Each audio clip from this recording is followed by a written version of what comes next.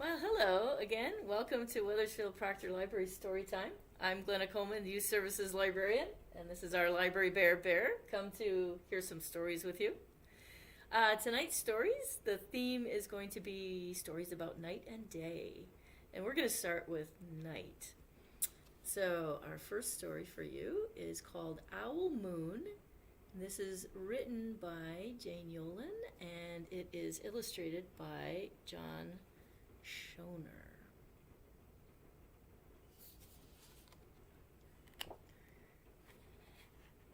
This story is almost written kind of like a poem, but it doesn't really rhyme. So, Owl Moon by Jane Yolen, illustrated by John Schoenherr.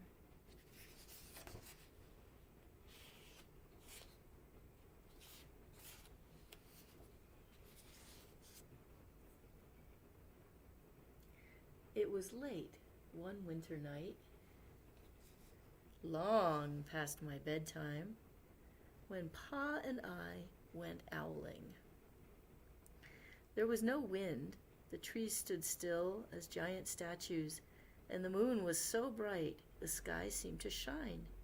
Somewhere behind us a train whistle blew long and low, like a sad, sad song.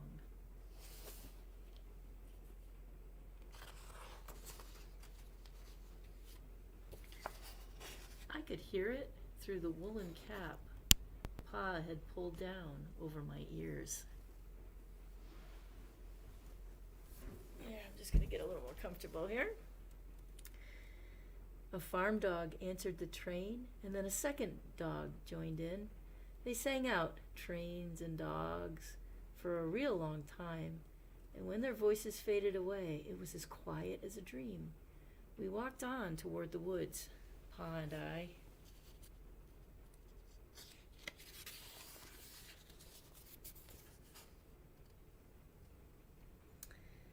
Our feet crunched over the crisp snow, and little gray footprints followed us.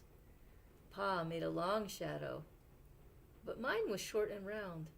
I had to run after him every now and then to keep up, and my short round shadow bumped after me. But I never called out. If you go owling, you have to be quiet. That's what Pa always says. I had been waiting to go owling with Pa for a long, long time.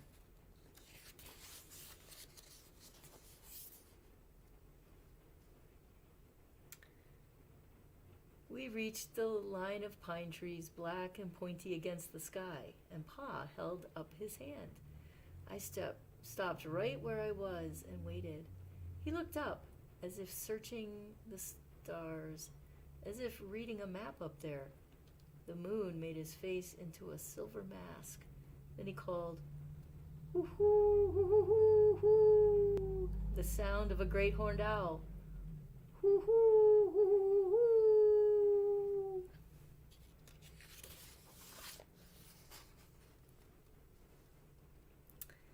Again he called out, and then again.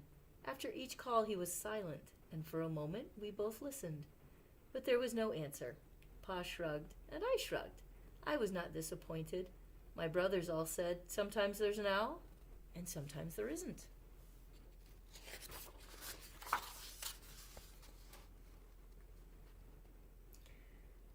We walked on. I could feel the cold, as if someone's icy hand was palmed down on my back. And my nose and the tops of my cheeks felt cold and hot at the same time. But I never said a word. If you go owling, you have to be quiet and make your own heat.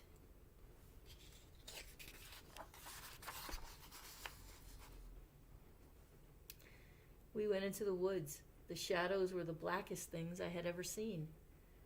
They stained the white snow. My mouth felt furry, for the scarf over it was wet and warm. I didn't ask what kinds of things hide behind black trees in the middle of the night. When you go owling, you have to be brave.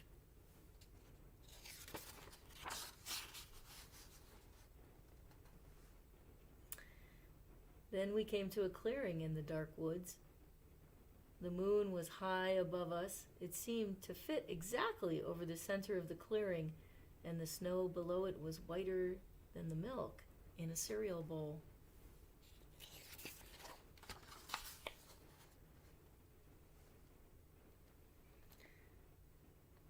I sighed, and Pa held up his hand at the sound.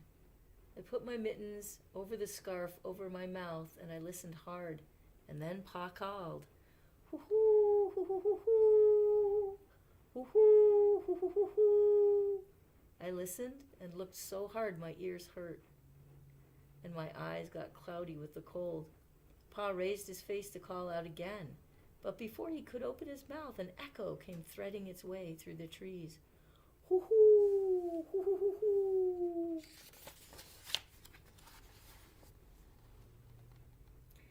Pa almost smiled. Then he called back, "Hoo-hoo, hoo-hoo-hoo-hoo," just as if he and the owl were talking about supper, or about the woods, or the moon, or the cold. I took my mittens off the scarf off my mouth, and I almost smiled too.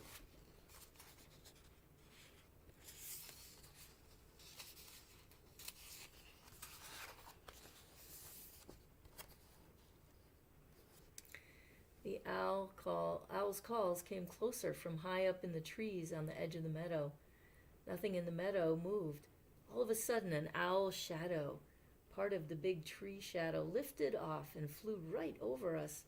We watched silently with heat in our mouths, the heat of all those words we had not spoken.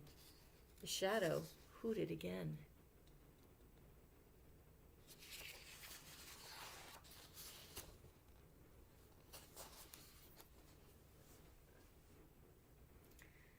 Pa turned on his big flashlight and caught the owl just as it was landing on a branch.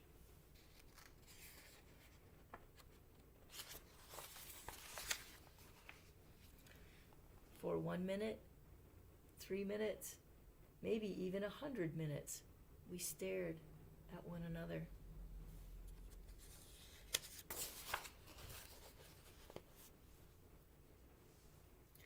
Then the owl pumped its great wings and lifted off the branch like a shadow without a sound.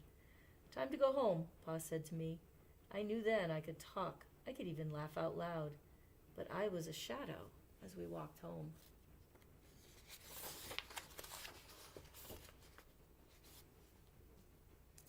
When you go owling, you don't need words or warm or anything but hope.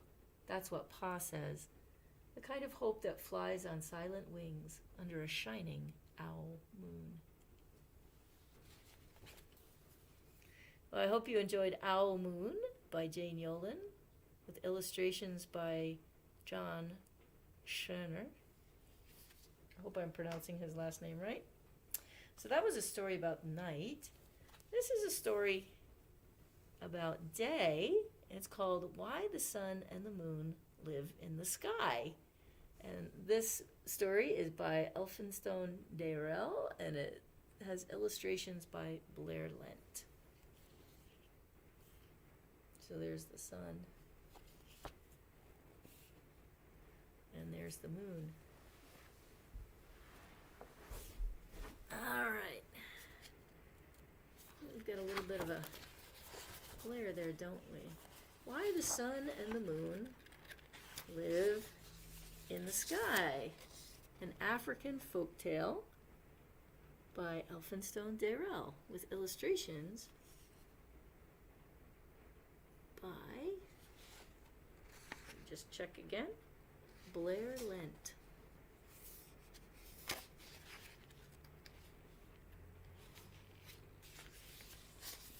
Here's another illustration.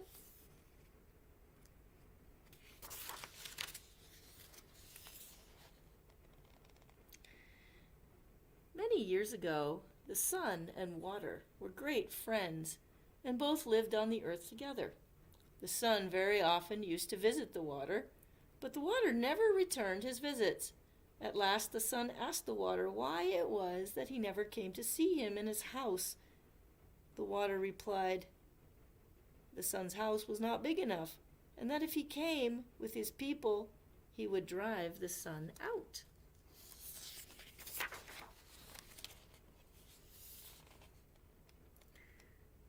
The water then said, "If you wish me to visit you, you must build a very large house. But I warn you that it will have to be a very large place, as my people are very numerous and take up a lot of room."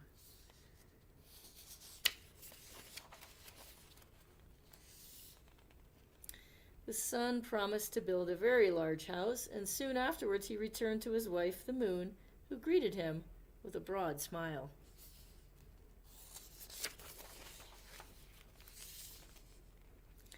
The sun told the moon what he had promised the water, and the next day began building a large house in which to entertain his friend. When it was completed, he asked the water to come and visit him.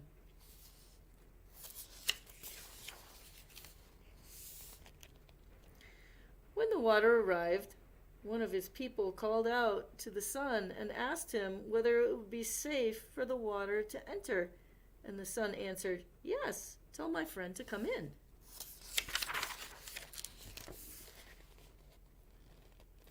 The water then began to flow in, accompanied by the fish and all the water animals.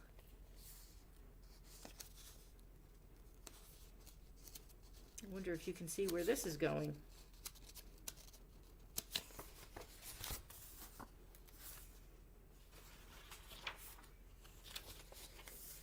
Very soon, the water was knee-deep.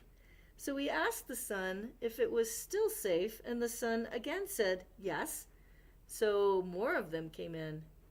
When the water was level with the top of a man's head, the water said to the sun, "Do you want more of my people to come?"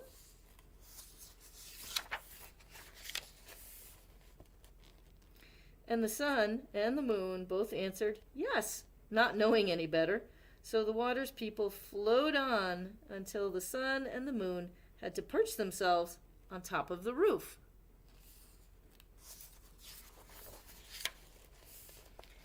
Again, the water addressed the sun. He received the same answer, so more of his people rushed in.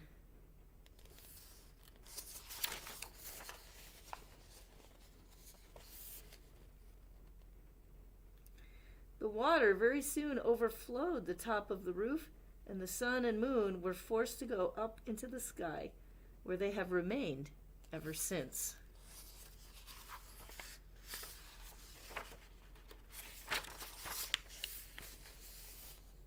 The end.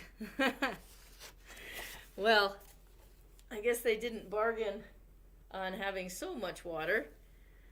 I hope you enjoyed Why the Sun and the Moon Live in the Sky by Elphinstone Dayrell and illustrated by Blair Lent. So that was a story about day. And to end our series of stories about night and day, we have another story about the night. This is called Kitten and the Night Watchman. And this is written by John Sullivan and illustrated by Taeeun Lee. Sorry about the glare.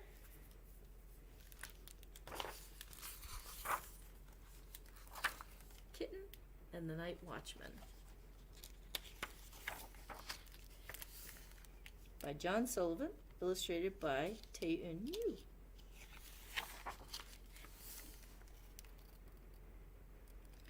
The night watchman hugs his wife and children.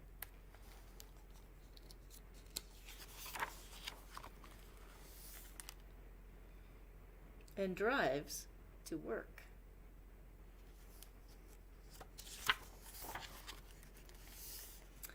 Every hour he makes his rounds alone.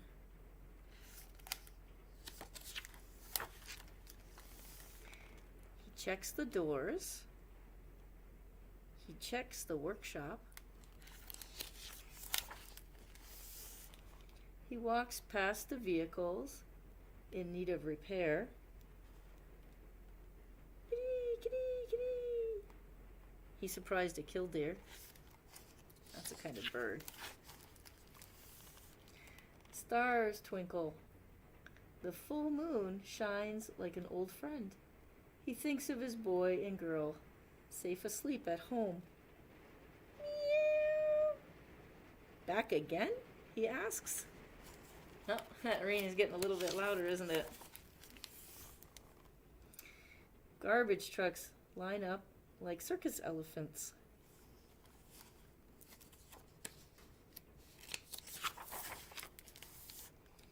An excavator bows like a strange giraffe. A backhoe rises like a giant insect.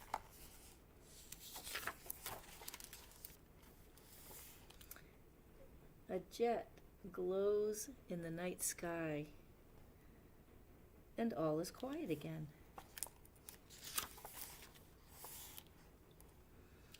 The night watchman feeds the kitten from his own dinner and settles back into the chair.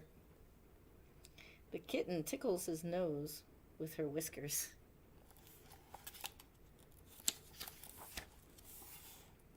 Each time the night watchman makes another round, the kitten follows.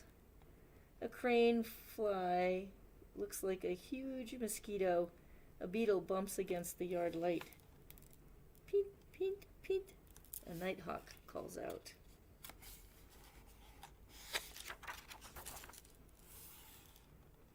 The night watchman holds the door open. The kitten isn't there. She's nowhere to be seen. Woof, woof, woof. A dog barks somewhere near. A car races down the street. A rumble clack clack. A freight train passes by.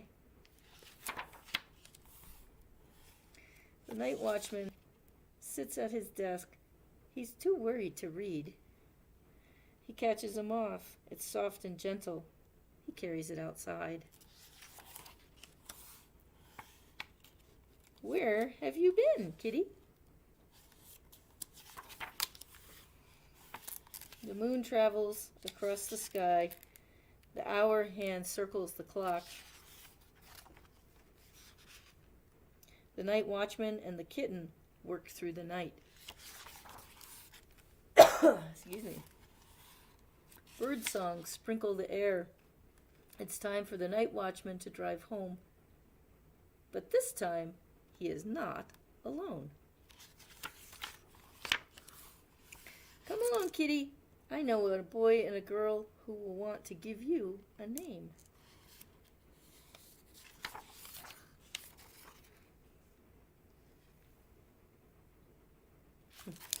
I hope you enjoyed the story of Kitten and the Night Watchman, written by John Sullivan and illustrated by Taeeun Lee. Well, there are our stories of night and day. I hope you enjoyed story time at the Weathersfield Proctor Library. I'm Glenna Coleman, Youth Services Librarian. We'll see you again.